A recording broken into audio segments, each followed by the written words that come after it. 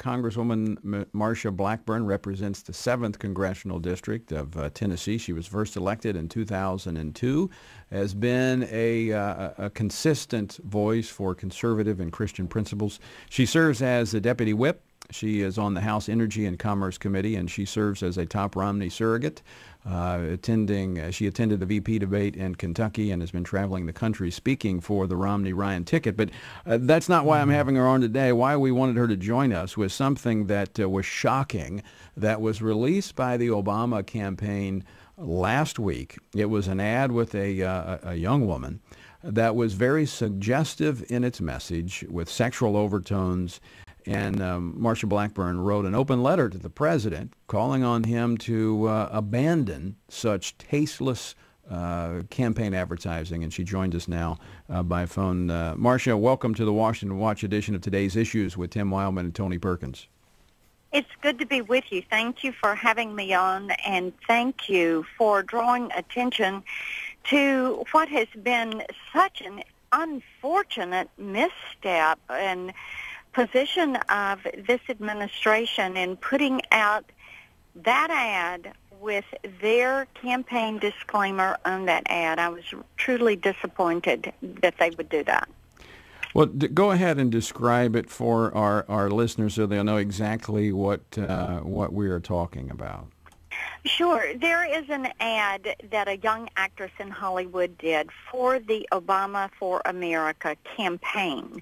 And what it does is to equate voting for Obama for the first time to a sexual act. And I just felt like that having that ad, labeling it the first time, treating it in that manner was beneath the dignity of the office, certainly, but was just truly repulsive that a presidential campaign and the president himself would approve such a message. And I just sat down and wrote out a letter. It's kind of one of those straight from the heart pieces. It is posted at my Vote Marsha, VOTEMARSHA, VoteMarsha.com website, because I felt like that those of us in elective office needed to step up and say, Mr. President, this is inappropriate. Please get this ad off the air, off the internet, and withdraw it. Well, any response from the White House, or have they had time to respond? I have not heard one thing from the White House or the campaign. I think that there are some on the left that aren't real happy that I wrote the letter, but I felt it needed to be said. I think that we need to be standing up for our value system and speaking out against things that would denigrate women and young girls. And I just have been, I find it disappointing that the Democrats that are involved in this campaign or the campaign itself would make such a suggestive ad. Well, the Democrat Party no longer is the party of Harry Truman and Franklin Delano Roosevelt. I know a lot of our listeners know people who are so-called FDR Democrats. Well, and I have so many dear, precious friends who belong to the Democratic Party and are very frustrated and embarrassed somewhat that you would see actions like this transpire, and I appreciate that, and I'm sensitive to that. Yeah, but they booed God. But this is more. They booed God. Yeah, but this is more the Obama. That's who you're talking about. These are the kind of people. Yes, and I co-chaired the platform committee for the Republican Party. And you did a great job. Well, thank you, and I appreciated working with you. And, Tony, you were there. You know firsthand how we continued to open each session with prayer and go before God and ask his guidance as we wrote that document, because it is a document that is a foundational and guiding document for our party. This goes back. This ad really, it's at the feet of the Obama campaign. I know the Democratic Party but they're heavily influenced by the president. And this is reflective of the president. And this is not the first time, but you've seen throughout this campaign, Marcia, how they've interjected women really, I think, as sex objects, because the discussion has all been about whether or not they have reproductive, quote unquote, reproductive freedom. They had an ad about lady parts, vote your lady parts.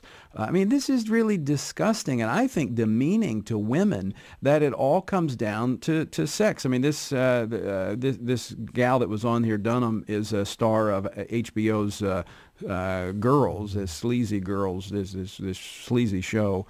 And I just think it takes politics to a new low where you're making such suggestive ads that are officially coming from the campaign. I mean, I don't remember. I agree with that. I agree totally with you on that, and that is one of the things I point out in my letter. Is, what are they thinking? In this year, in this day and age, women are teachers and they're leaders and they're doctors and they're lawyers and they're moms, and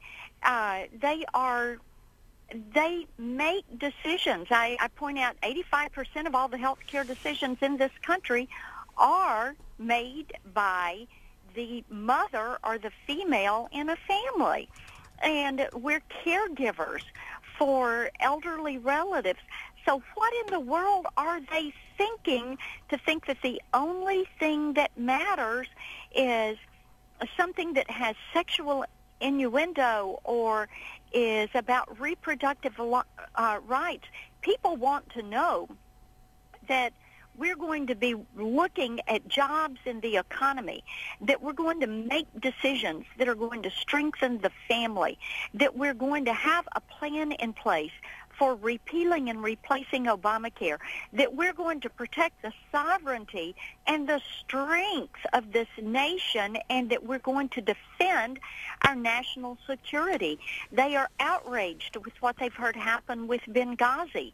And so these are the issues that people are talking about, and to turn around when there are such serious issues on the plate and to focus on small things, and then to throw out an ad like this, I just think that it is very disrespectful of the concerns of the American people, and it is disrespectful to women in our society. I agree, Congressman Blackburn. This is Tim, but you are talking about the Rolling Stone president here. Well, in that interview that he gave, in the letter that I wrote, I asked him to retract that. Yeah. I mean, this is someone who is to be a role model. This is someone that raised his hand and took the oath of office and holds the office that was held by Washington and Jefferson and Lincoln and Eisenhower and Kennedy and Reagan. And they're going to use this language and conduct themselves in this manner. We expect better, and the American people are owed better, and the American people deserve a commander-in-chief who is going to act like a commander-in-chief. For those who don't know, what we're talking about is, what I was referring to there and what Congressman Blackburn's talking about is that President Obama did an interview with the Rolling Stone in which he said that Governor Romney was a BSer. And except he said the word out loud, to the reporter, and the reporter quoted him in the magazine there, and and that's what Congressman Blackburn's talking about. That's beneath the dignity of the office of the presidency to say something like that, and that's what we're talking about. It isn't the first time. I know that other presidents have used profanity before, but usually. If they do, they don't do it on the record with a reporter talking about their opponent in such a derogatory manner. And Tony, I just left a class, actually a middle school at a Catholic school in my district, and just did a town hall with these students. And these children are watching, and the conduct actually came up as questions that were discussed. And I think that what we have to realize is, what we would expect and want and desire is conduct that can be role modeled. What we do not want is a conduct that you're ashamed of and that you're embarrassed by. And well, we saw that.